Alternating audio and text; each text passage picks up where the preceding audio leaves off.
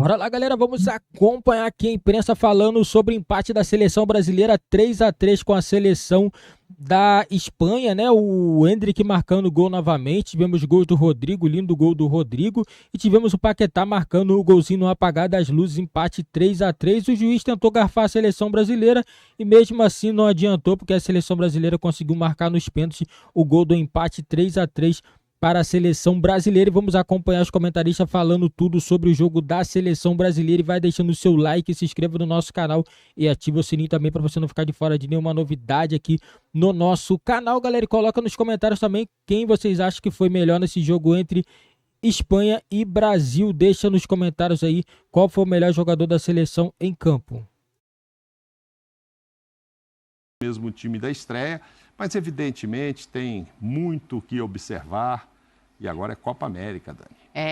A próxima já é a Vera, já é valendo. A gente vai destrinchar aqui todos esses assuntos, né? Tenho que falar do Vinícius Júnior depois de uma declaração, o Paquetá ali armando o Brasil. Maisinho, eu quero um balanço pra gente dar o destaque aqui de quanto é positivo não ter nenhuma derrota pro Dorival, desses pontos que ainda precisam ser olhados. E eu acho que tudo bem, né, Tetra? Porque a gente fala em olhar ponto no futebol o tempo todo, nada mais justo do que o Dorival poder olhar pontos com apenas 2 jogos. Boa noite, meu capitão, meu Tetra. Tudo bem, Dani? Boa noite. Bom estar com você novamente. Pascoal, presidente Mauro Naves, fã de esporte. Olha, o saldo muito positivo. Ô, Dani, eu vou ser sincero, como você sabe que eu sou, eu não estava confiante para esses 2 amistosos pelo que o Brasil vinha apresentando. E tantos desfalques que o Brasil teve da primeira convocação do Dorival, quantos jogadores que...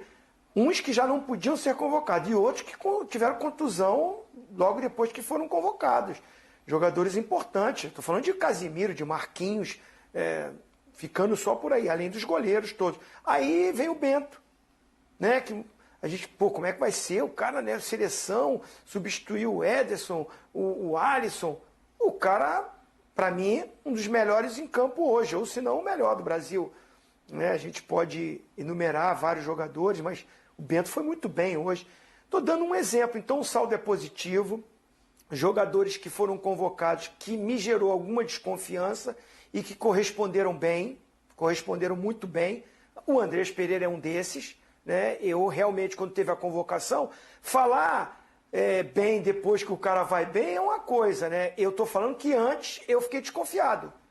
Né? Então, assim... dou a mão à palmatória e acho que foi muito bem, ele e outros, as chances, as oportunidades que tiveram, né? Sem contar no iluminado, o iluminado Endrick, que eu acho jovem, né? Há uma euforia muito grande com o Endrick, merecidamente, porque ele tem um potencial e um futuro brilhante, mas eu gosto sempre de deixar os pés mais no chão, mas o garoto é iluminado, ele entra e faz gol, ele vai e se posiciona, ele chama o jogo com os companheiros, parece que ele que é o mais experiente, ele que incendeia o jogo, ele que chama, que melhora o time, que motiva todo mundo, né, quando ele entra no jogo. Então, assim, me empolga em alguns momentos isso da seleção e o Dorival Júnior. Esse sim me empolga, porque quando teve a dificuldade, um primeiro tempo ruim, bem ruim da seleção, ele muda o time no intervalo e o time melhora e fica melhor do que a Espanha e vai buscar o resultado que no mínimo o empate o Brasil merecia, no mínimo. A gente vai falar dos pênaltis aí pela frente, né? Vamos, o Gaciba vai estar aqui com a gente também. Eu sou emocionada, Pascoal, não tem jeito. Eu me emociono, eu quero ver o Brasil jogando bem, eu tô feliz pelo Dorival, eu tô feliz pelo Endrick, que eu queria ver jogando no Palmeiras, eu quero ver jogando na seleção, porque o moleque é diferente, apesar da pouca idade. Tô emocionada demais para dar boa noite pro Pascoal. Quero o destaque do Pascoal. Boa noite, Dani, depois dessas férias, boa noite, que você tá voltando. Aê, Mauro Nada, aê, Zé! Aqui não tem conversa fiada, não. Aqui é o seguinte, ó. Deixa eu logo falar um negocinho pra vocês. O Bento pegou tudo, pra mim foi o melhor em campo disparado. Bom, esse é o primeiro ponto. Segundo ponto, João Gomes jogou cansado o primeiro tempo. Danilo jogou cansado o primeiro tempo. Né? Jogou se você tá aí, onde você tá? Você tá em casa? Se o Rafinha passar na porta da sua casa, arruma alguma coisa pra ele fazer. Porque não jogou nada, ele não apareceu pra jogar. Rapaz... Avisa pro Rafinha que tinha jogo e ele não foi. Cadê? Vocês viram o Rafinha, não? Ele viu? tava lá no cantinho direito, assim, mais pra linha de fundo. Avisa o Rafinha, por favor, que tinha jogo e ele não foi. E era jogo da seleção brasileira. Ele não apareceu para jogar. Ele é muito bom jogador, mas para a seleção brasileira precisa mais. O muito bom jogador tem um monte deles, mas para a seleção brasileira precisa mais do que ser bom jogador. Né? O Paquetá faz um primeiro tempo horroroso. No segundo tempo, chamou a responsabilidade, arrumou o time, porque o André foi dividir a obrigação com ele, entendeu? Aí o André e tal, aí no segundo tempo ele botou aquele terno, aquele gabardine, e aí pá, foi jogar. Aí é que é legal. Aí entrou o André. Sim. O André pilotou ali a cabeça de área.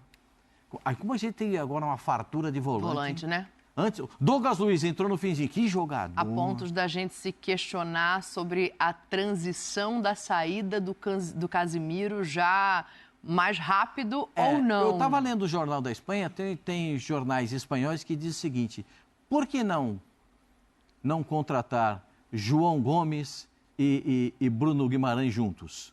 Imagina, já estão pensando em contratar os dois. Por que não? Mas eles jogam em gigantes do futebol da Inglaterra, é difícil tirar.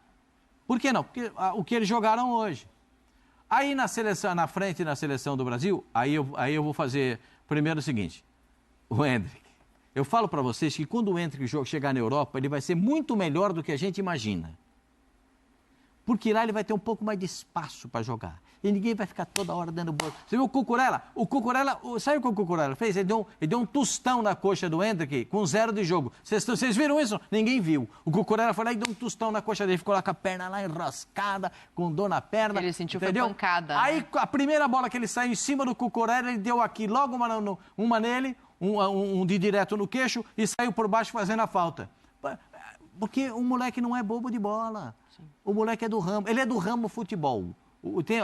Você joga. De que ramo que ele é? Do ramo futebol. Ele sabe jogar. Essa é a atividade dele, jogador de futebol. E aí, Dorival Júnior. Sabe o que foi do Dorival? Tava tão ruim com o Fernando Diniz, mas tão ruim com o Fernando Diniz, mas ruim. Que o Dorival, sabe o que ele fez? Você vai jogar lateral direito, é lateral direito. Você vai jogar central, é central. O volante é volante, 2 volantes, um aqui na frente. Cada um na sua. Isso faz um efeito espetacular. Porque o jogador na seleção brasileira não tem tempo de assimilar tudo aquilo que o Fernando Diniz é um bom treinador. Eu não estou criticando o Fernando, é um bom treinador, mas na seleção foi ruim. Foi ruim. Por quê? Porque é muito movimento para os caras entenderem. O próprio Casemiro, o Mauro falou aqui, o Casemiro falou que tinha dificuldade de receber toda hora, tanta bola, toda hora. Passando, né? O André não. Aí o André, a bola pá. É a diferença do áudio que vazou não, né? Que mostraram ele falando antes do outro jogo, né? Assim, tá com a bola... Criatividade, do meio pra frente, faz o que vocês sabem. Perdeu, todo mundo se ajuda. O negócio é o seguinte, eu vou chegar no Dorival, o Dorival vai falar daqui a pouco ao vivo aqui, entrevista coletiva. Eu vou chegar nesse menino, não é à toa não que ele tá ali com essa camisa da seleção brasileira, porque ele merece, ele tem personalidade, continuou no jogo no segundo tempo com dor na perna. Mas eu quero começar por esse ponto que vocês destacaram aqui do meio campo. Todos vocês trouxeram a questão do meio, que no primeiro tempo não aparece tão bem, no segundo tempo melhora e muito em função dos volantes. A gente cita o Casemiro, acho exímio jogador, extrema importância na seleção brasileira. Se for fazer uma transição, ele tem que estar ali para essa transiçãozinho. Vou tocar essa bola em você para ouvir aqui Mauro e Pascoal depois também, mas começando por esse ponto, porque os volantes dessa safra chamam a atenção. Então, assim, sem desmerecer o Casemiro, mas talvez seja a posição hoje que menos precisaria de um cara da antiga seleção e do que a gente já viu passar. É mais ou menos por aí? Eu não abriria a mão ainda do Casemiro, não. Não, tem que estar. Ele é um cara importante, a sua liderança, ainda a sua vitalidade. Um cara que tem peso dentro da seleção brasileira, respeitado mundialmente, líder, né, capitão. Eu acho que ele ainda é muito útil à seleção. Agora, abrir mão dessa safra nova, nem pensar. Alguém vai ficar de fora, não dá para convocar todos, né? Hoje, especificamente no primeiro tempo, até pelo modelo de jogo da Espanha, né? marcação com linha bem alta, né? Dificultou a saída do Brasil e foi um primeiro tempo que o passe não encaixou. Paquetá, Bruno Guimarães e o próprio João Gomes, eles não conectaram esse passe para encontrar os 3 homens de frente. Como o Pascoal falou, o Rafinha muito na ponta, né? Sem muita movimentação. O Vinícius ainda tentou se movimentar um pouco, mas não foi o Vinícius que a gente está vendo no Real Madrid, né? Nesses 2 jogos não foi ainda. Ele é muito bom jogador, sempre aparece, sempre tem algum lance com ele, mas sabe que ele pode render muito mais. Não conectou, como foi contra a Inglaterra, o meio-campo com o trio ofensivo. Ficou um vazio ali, um espaço muito grande, e que a Espanha, merecidamente, fez um primeiro tempo muito melhor, né? Encaixou o seu jogo. Cara, os 2 caras de lado, né? Esses meninos, Lamine, né? Lamine Yamal. Com o Williams lá pelo lado esquerdo, Lamine Yamal e o Williams pelo lado esquerdo, né, 2 jogadores, característica dos que o Brasil tem, mas eles funcionaram. E o Rodri é um absurdo que joga, né, baita de um volante que se transforma no meia, que joga no Manchester City. Então, assim, encaixou melhor, o Brasil não conseguiu jogar. Aí entra o Dorival, entra o treinador, que ousa, que não tem essa do cara tá chegando na seleção ainda, ele tem peças, ele tá vendo que o jogo tá ruim para ele, não encaixou como foi contra a Inglaterra, ele muda. Traz o Paquetá um pouquinho para trás, aí o Paquetá vira o segundo homem de meio campo, né?